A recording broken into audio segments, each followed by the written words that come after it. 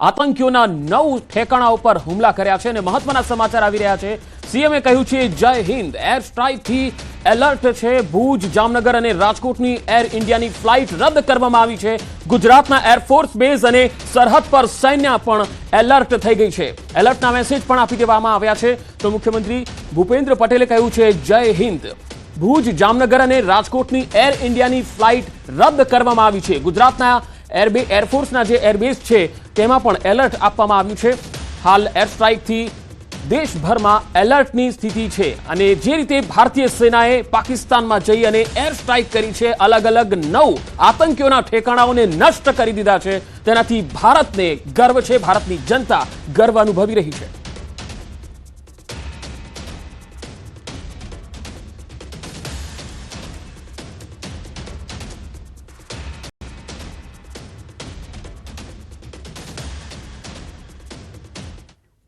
તો આખી જે એર સ્ટ્રાઇકની કાર્યવાહી છે તેને વિસ્તારથી સમજીશું। આપણી સાથે જોડાયા છે પૂર્વ વિંગ કમાंडर विजय कर्णिक साहब। विजय जी, आपका स्वागत है न्यूज 18 गुजराती पर। सबसे पहला सवाल विजय जी ये है कि रात 1:30 बजे भारतीय सेना ने जिस तरह से 9 आतंकी ठिकानों को नष्ट कर दिया, इस पर आपकी पहली प्रतिक्रिया, ये किस प्रकार की कार्यवाही थी जिसमें नागरिकों और पाक आर्मी को अलग करके सिर्फ आतंकियों को चुना गया? बहुत ही अच्छी बारीकी से और गुप्त ऑपरेशन चलाया गया।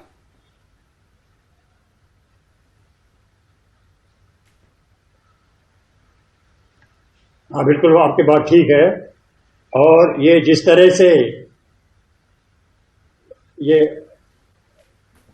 से आतंकवादियों को टारगेट कर रहे हैं, जिस तरह से पूरी मुहिम चलाई है पहलगाम के बाद में, प्रधानमंत्री ने बोला था उनको हम चुन चुन के मारेंगे और उसका बदला लेंगे। और उन्होंने ये कार्रवाई बहुत अच्छी तरह से चालू की।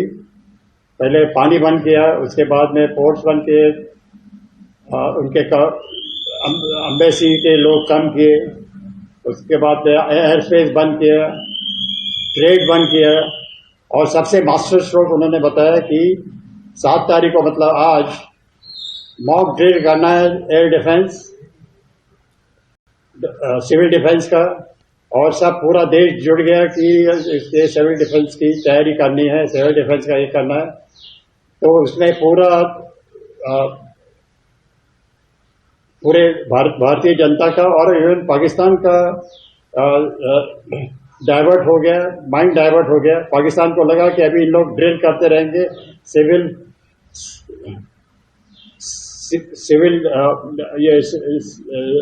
ये ड्रिल करते रहेंगे, मॉक ड्रिल करते रहेंगे और 7-8 दिन के बाद सोचेंगे क्या करना है।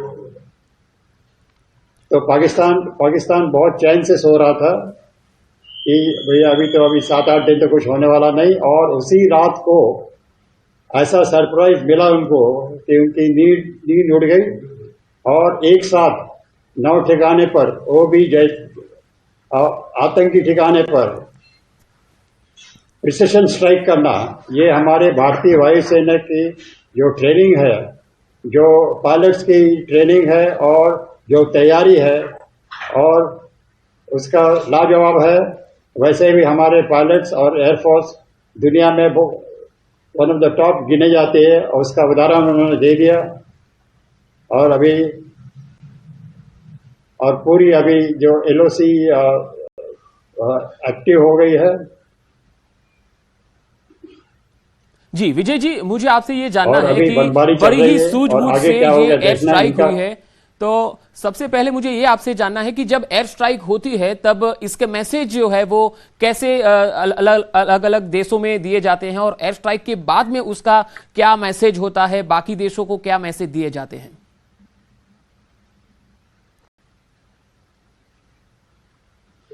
अभी मैसेज देने की बात तो पहले ही होगी, क्योंकि हमारे प्राइम मिनिस्टर ने पूरी जो हर एक देश को अपने तरफ से कर लिया था। सबका सपोर्ट है, यूके का, USA, इजराइल, रशिया और बड़े बड़े यूरोपियन देश, उन्होंने पहले बोल दिया था कि आप जो भी कार्रवाई लेंगे उसको हमारा सपोर्ट है।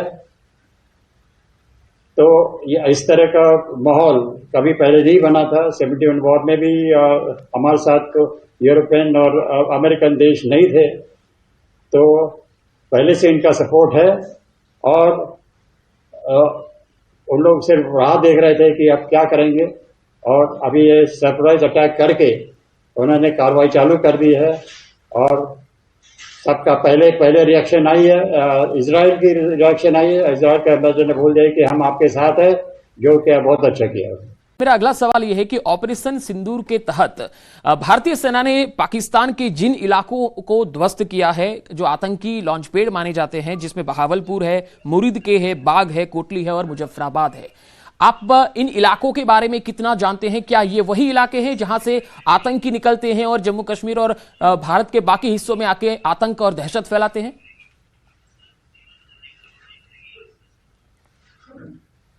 हाँ, बिल्कुल। हमारे इंटेलिजेंस ने उसको टारगेट किया है कि ये जगह पर बहुत बड़े पैमाने से इनका ट्रेनिंग होता है और प्लानिंग बनाई जाती है कि किस तरह से घुसना है, किसको मारना है, किसको इंडिया में टारगेट करना है। और हमने उरी और बालाकोट किया था, मगर उसका इफेक्ट थोड़ी देर रहता है, फिर से इन लोग की कार्रवाई चालू हो जाती है। इस वक्त अभी डायरेक्ट ये हुआ सिर्फ पीओके के ठिकाने पर अटैक नहीं हुआ है, इवन पीओके के बाहर के ठिकाने पर भी हमने हिम्मत दिखाई है उनको खत्म करने की। तो ये बहुत बड़ी कार्रवाई है हिंदुस्तान की तरफ से, बहुत बड़ी मतलब हमने हिम्मत दिखाई है। पहले कोई गवर्नमेंट ने ऐसी हिम्मत नहीं दिखाई थी ये करने की, और इसका इफेक्ट बहुत जबरदस्त होने वाला है। पाकिस्तान में ऑलरेडी अभी अलर्ट जारी कर दिया है, मीटिंग हो रही है, अभी इनका क्या रिस्पॉन्स होता है देखना है। तो विजय जी, अगर पाकिस्तान, जैसे भारत ने तो जवाबी कार्रवाई की, सिर्फ आतंकियों का सफाया किया, लेकिन अगर पाकिस्तान इसमें कोई अगर वॉर छेड़ता है, अगर हमला करता है, तो क्या ये युद्ध की शुरुआत पाकिस्तान की तरफ से हो गई, ऐसा माना जाएगा? डेफिनेटली माना जाएगा कि हमने अभी तक कोई भी उनके सिविलियन को नहीं छुआ है, उनके आर्मी को नहीं छुआ है। हमने सिर्फ आतंकवादियों के ठिकाने पर यह किया है। अब ये यदि हमारे तरफ ये करता है तो ये पूरा हो जाएगा, और इस वक्त बिल्कुल उनको छोड़ना नहीं है। हमने 71 वॉर, मैं 3 युद्ध लड़ चुका हूँ, 62, 65, 71। 71 में मैं भुज एयरबेस कमांड कर रहा था। 71 में हमने बहुत बड़ी विक्ट्री हासिल की, जिसमें कि 93,000 सरेंडर हो गए थे आर्मी। और उसके बाद में हम इधर का भी सफाया करना चाहते थे, वेस्ट पाकिस्तान का भी सफाया करना चाहते थे। आधा सिंध तो हमने लेके बैठे गए थे, आधा सिंध लेके। और मगर इंदिरा गांधी ने बीच में ही सीज फायर कर दिया। ये पहली बार हुआ मिलिट्री हिस्ट्री में कि जो विनिंग थे, जो जीत रहे थे, लड़ाई जीत रहे थे, वो पार्टी ने सीज फायर किया। कोई भी सीज फायर कर, जब तक दुश्मन घुटने पर नहीं आ जाता तब तक विनिंग सीज फायर नहीं करती। उसके बाद में फिर शिमला एग्रीमेंट में भी हमने ठीक से बार्गेनिंग नहीं किया, वैसे छोड़ दिया। उसका इफेक्ट हम अभी तक भुगत रहे हैं। और जो आधा काम बचा है 71 वॉर का, अभी उसको कंप्लीट पूरा होना जरूरी है। पाकिस्तान का पूरा ऐसा इस तरह से उसका ये करना चाहिए, इसका इफेक्ट ऐसा होना चाहिए कि इसके बाद में पाकिस्तान की अगले 100 साल हिम्मत नहीं होनी चाहिए कि हमारे तरफ नजर उठा के देखे।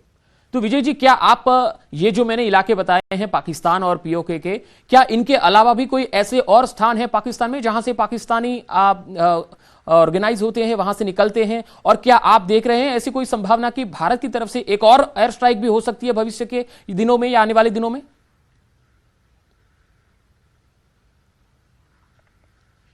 बिल्कुल हो सकती है। और जो ये ठिकाने हैं, पूरा पाकिस्तान पाकिस्तान आतंकवादियों की फैक्ट्री है, और वो फैक्ट्री से इन लोग को ट्रेनिंग करके निकालते रहते हैं, और पूरे देश में वो फैला हुआ है। मुझे एक जगह बता दो कि जहां पर आतंकवादी नहीं है, उनकी ट्रेनिंग सेंटर नहीं है, पूरे पाकिस्तान में ये फैला है। मगर जो उनके हेडक्वार्टर्स है, उनको हमने स्ट्राइक किया, और अभी उसका ये देखना है कि क्या उसका इफेक्ट कितना हुआ, उसका डैमेज कितना हुआ।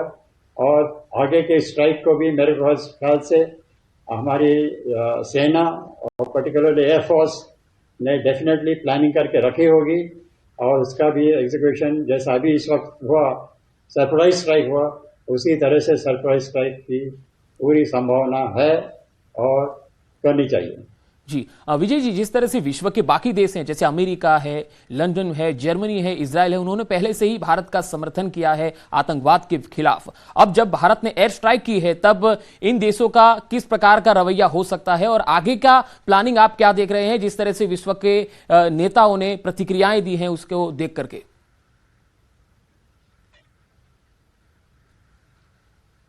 अभी ऐसी बात है कि ये जो देश आपने नाम लिए वो भी आतंकवाद से जूझ रहे हैं, उनके अंदर भी बहुत सारी तकलीफें चालू है। वो जो रिफ्यूजीज आए उनको तकलीफ दे रहे हैं, उनको डिस्टेबलाइज, नेशन को डिस्टेबलाइज करने का ट्राई कर रहे हैं। और ये सब जो वहां पर ये कार्रवाई चालू है, एंटी नेशनल कार्रवाई ये देशों में चालू है, उसका उगम भी पाकिस्तान से हुआ है। उनको सबको पता है कि ये पाकिस्तानी जो रेफ्यूजी है वो इसको चालू करते हैं, तो उनको बहुत खुश होना पड़ेगा कि हिंदुस्तान ने इस तरह का कदम उठाया है कि जिसका इफेक्ट उनके भी देश में होगा, उनके यहाँ भी जो इंटरनेशनल कार्रवाई चल रही उस पर भी होगा। क्योंकि जैसा अमेरिका में स्ट्राइक हुए, इजराइल में स्ट्राइक हुए, उन लोग तो आके पाकिस्तान को बर्बाद नहीं कर सकते, हम ही पास में हैं। ये हमारी जिम्मेदारी है कि पाकिस्तान को ठीक से बर्बाद करके पूरे जहां भी ये आतंकवाद का प्रॉब्लम हो रहा है, एंटी नेशनल पार्ट होगा, उसको सॉल्व करे।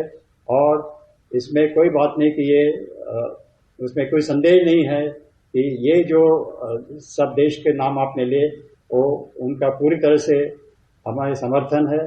और वो तो समर्थन नहीं, वो थैंक भी देंगे कि भैया कि आप भी हमारा भी problem side by side solve कर रहे हैं। जी विजय जी, जिस तरह से भारत ने एयर स्ट्राइक की है, पाकिस्तान में तो खलबली मच चुकी है।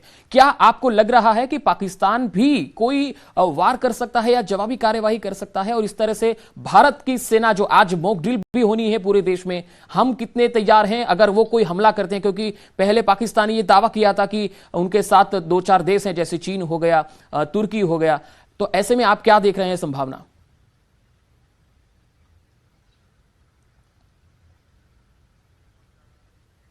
वो कुछ भी इनके साथ कोई भी आए, मगर वो किसी भी तरह से हमारे फौज का मुकाबला नहीं कर सकते। जैसे कि पहले 71 में उन्होंने सरेंडर कर दिया था। ये सरेंडर वाली फौज है। जब हम आगे की कार्रवाई करेंगे या तो पाकिस्तान आगे की कार्रवाई करके हम उसको जवाब देंगे, तो काफ़ी दिन इन लोग टिकने वाले नहीं हैं। और अभी से उनको पैनिक मोड में है, डर के